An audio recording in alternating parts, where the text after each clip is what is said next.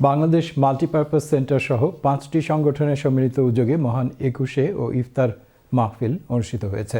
বার্মিংহামে সোমবার আয়োজিত এই অনুষ্ঠানে কমিউনিটির সর্বস্তরের মানুষ অংশ নিয়েছেন। বিস্তারিত জানাচ্ছেন আমাদের সহকর্মী মোহাম্মদ আতিকুর রহমান।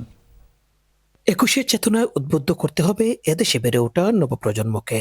দেশের প্রতি, ভাষার প্রতি তাদের টান আনতে পারলেই আমাদের আগামী প্রজন্ম দেশের ইতিহাস ঐতিহ্য নিয়ে বিশ্বময় কাজ করতে পারবে। এছাড়া রমজানের পবিত্রতা রক্ষা করতে তরুণ প্রজন্মকে ইসলামের সঠিক অনুশাসনের দীক্ষা দিতে হবে।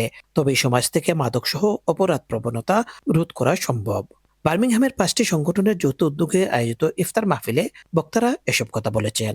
এ সময় কমিউনিটির কল্যাণে গুরুত্বপূর্ণ অবদান রাখা প্রয়াত বিশিষ্টজনদের স্মরণ করা হয়।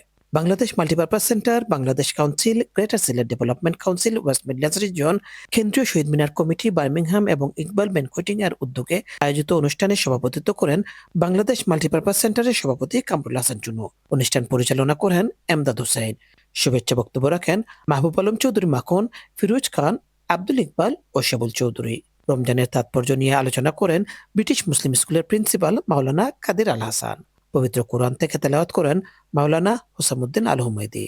21শে ফেব্রুয়ারি আমাদের আন্তর্জাতিক মাতৃভাষা দিবস। তো আমরা আজকে ইফতারের মাধ্যমে আমরা 4-5টা অর্গানাইজেশন একত্রিত হয়েছি। সব ধরনের মানুষ সেখানে এসছেন। 52 শহীদদেরকে আমরা শ্রদ্ধার সাথে স্মরণ করছি।